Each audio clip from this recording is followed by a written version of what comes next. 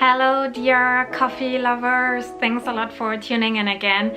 So today I want to introduce to you 5 cafes around Seoul that I really like. Most of them are in touristy areas or close to subway stations. So if you're exploring the city, I think they're a really good choice to drop by and relax and recharge a little bit while also having some nice coffee. When it comes to cafes, what's important for me is, well, yeah, good coffee obviously, but also a nice selection of baked goods because I like to have a little cheeky snack.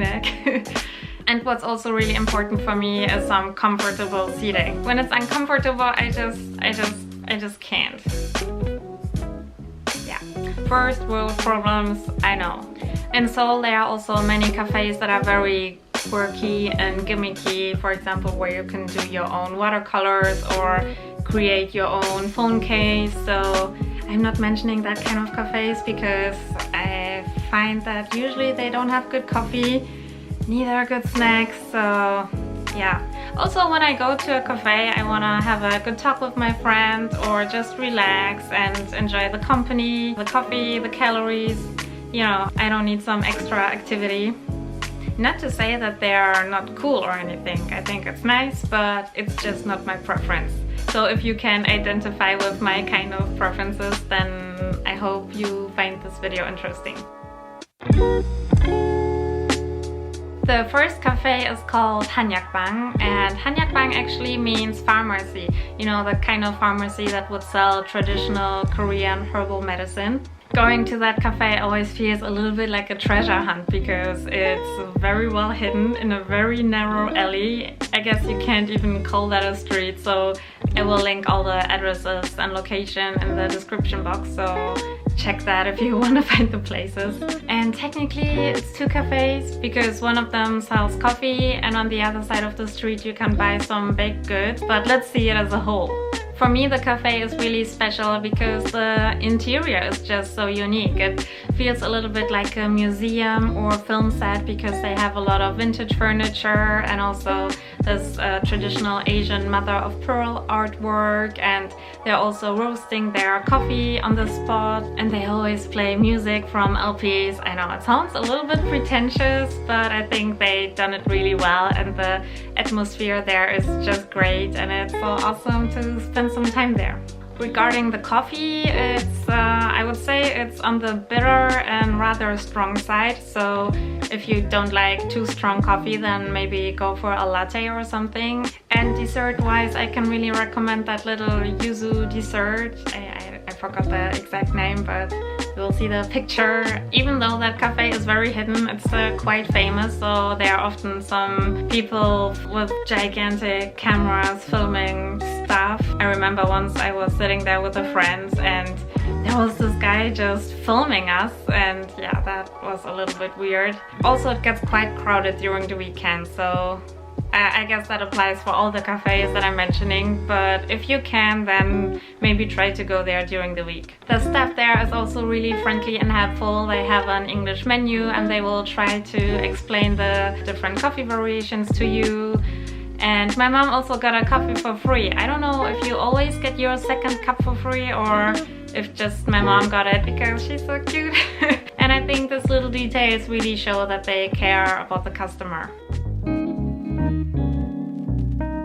The next cafe is called Cafe Project 423-21. Cafe Project 413. It's an all-day brunch cafe, and in Korea brunch cafes are not so popular, so I'm really glad that we have this one, and it's around Gangnam, so it's easily accessible and their food is so good. This one is really a solid one because you get a good meal there and you can also stay for dessert. In Korea usually you would go to one place for lunch and then to the next place for dessert, and you usually don't stay at one place, but this place does both things really well. Singon's favorite there is the burger, and what I can recommend are the eggs benedict. They are so delicious, and they also have a really nice selection of cakes. Usually we just take the carrot cake. It's very moist and also well seasoned. It has the perfect amount of cinnamon. It's not too sweet. And what I honestly can't recommend too much is their salad bowl. It's little bit bland and it doesn't make you full, but yeah, well, I mean, it's a salad. But nonetheless, you know, there are many other nice filling things on the menu. And the coffee there is rather sour, but really enjoyable. I think it's super delicious. I guess this place isn't the best for taking pictures because it's a tad dark there, but yeah, to me it doesn't really matter, and also the staff there is super friendly. The next one is called Café Onion, and I wonder what inspired them to pick that name. They have really legit baked goods. Nice, it's like God of War camera.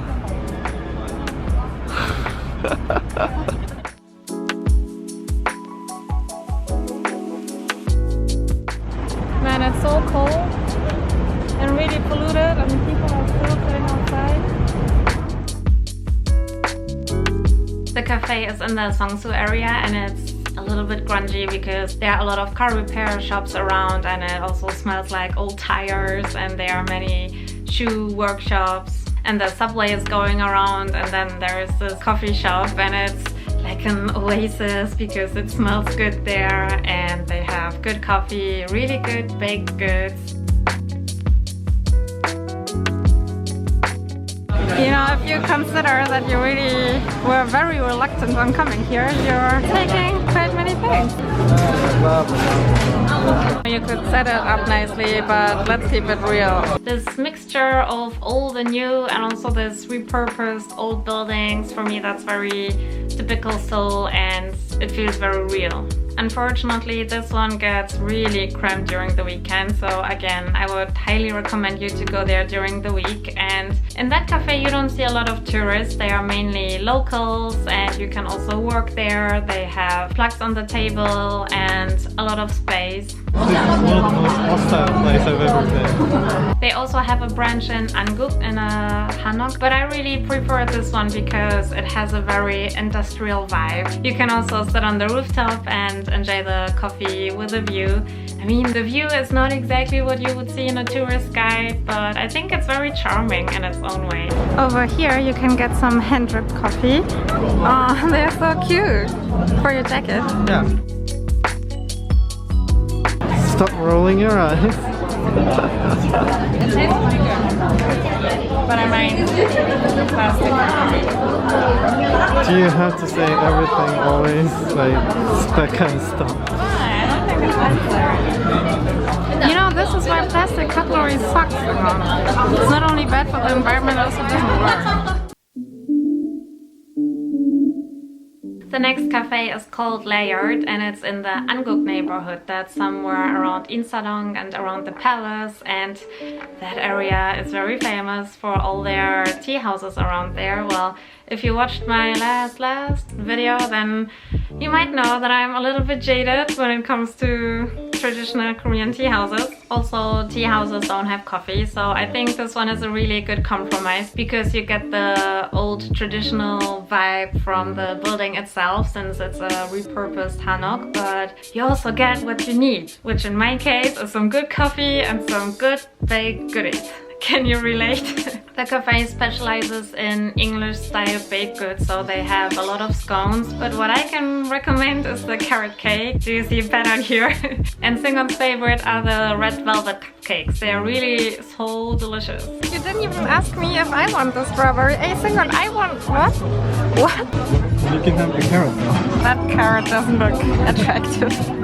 2 minutes later. Literally.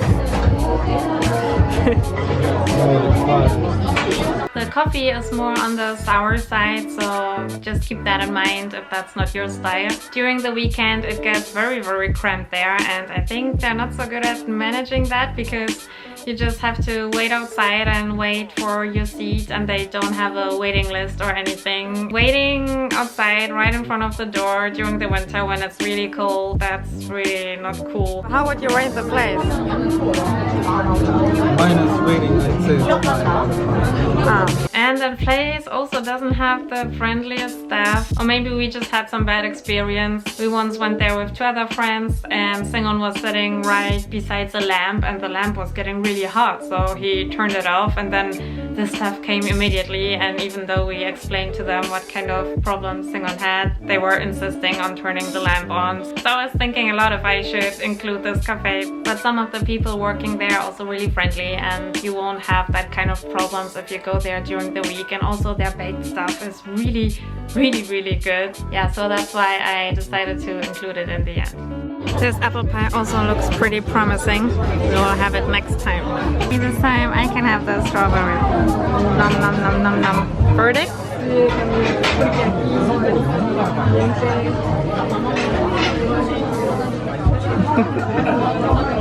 Better than yours. Wow. Yeah, it is better than my puny crumble. My puny crumble is gluten-free and vegan. So?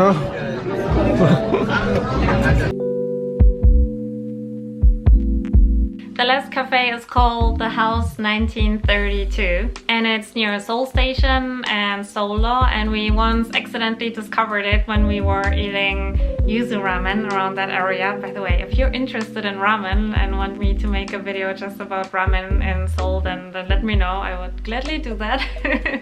The cafe is in a remodeled building and inside you can learn a lot about the owners and their history, which I think is really interesting, so I won't spoil too much here in case you want to find it out by yourself. The cafe is very spacious and it spreads over multiple floors. Upstairs they have an area with a tatami floor where you can sit on the floor right under the roof. It seems very cozy, and since it's also quiet, it seems great for working. And downstairs all the tables are pretty spread, so you can have a good talk and also have some privacy because the next table is not literally right next to you. I really appreciate that. When you order your coffee, you can choose between different roasts and they also have a selection of baked stuff. Their pastries are solid but not mind-blowingly good, but still very okay. The only thing that I don't like too much is that you will get your dessert on a tray, not on a dish, and I know I could just get over it, but with that paper it seems a little bit wasteful and not so sophisticated. Why can't I just eat from a dish? Why is that not a thing here? I don't know. Also, this place gets pretty cramped during the weekend, but you can make a reservation in advance, and I think that's really customer friendly. Okay, I hope this was interesting, whether you're living in Seoul or planning your trip here, or maybe you're just interested in coffee shops in general.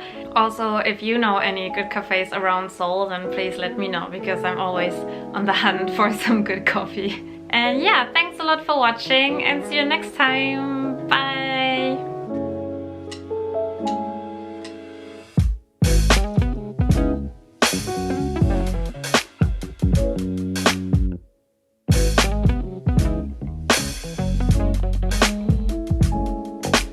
Hello, dear coffee lovers.